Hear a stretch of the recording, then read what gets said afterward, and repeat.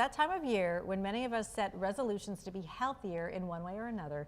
And today, registered dietitian Tara Martin from Mercy Health is here to share some easy ways to prepare and save healthy meals. And I think that's the key to weight loss, is if you can take a moment, whether it's a Sunday or a Monday night or a Saturday, and you can meal prep, it kind of gets you through and you can stay on track a little bit better. Yeah, we've all been in that position on a busy weeknight. We don't feel like we have time to make a big healthy meal, but simply having a freezer can really do wonders in planning ahead and preparing meals for the week or even months to come. Right. So what are we starting with? Well, really, meal prep can go any way that you prefer. Everyone's kind of different. A few good tips to start with. I like these labels.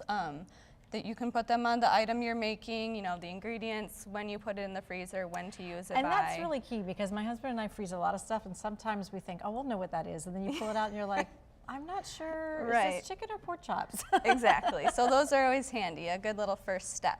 And then these first few examples are kind of what we call like batch cooking, or if you're focusing more on an individual, yourself, maybe a one or two people. So these ones are like little smoothie portions. You can see I've just kind of made a few different flavor combinations, and they're basically frozen, ready to toss in the blender and even throw them back in this container and good to go for a little breakfast. These little egg muffins are pretty popular nowadays. They are, and convenient, and something I never would have thought of until I saw it on Pinterest, and I was like, that's genius. Yep, basically toss any ingredient you want in there, cook them in a muffin tin. You don't necessarily even have to freeze these little guys, but that does work too, for, you know, have them longer. Otherwise, in the fridge for a few days is good too. Grab one, pop it in the microwave, and I love this idea for lasagna. Yeah. Because this is not something I would have thought of. When you make a big thing of lasagna, and then yes, usually we'll eat it for the week, but to individually wrap it and put it in the freezer, and then it's just like a grab and go for lunch. Right. It's easy peasy. I love it. It's good to remember that if you are cooking for yourself, you don't have to necessarily steer clear of big casseroles like this, because you do have the option to freeze it for later and have a nice healthy meal for the night. How much more simple could you get than just put it in like a baggie or some cellophane? That's great.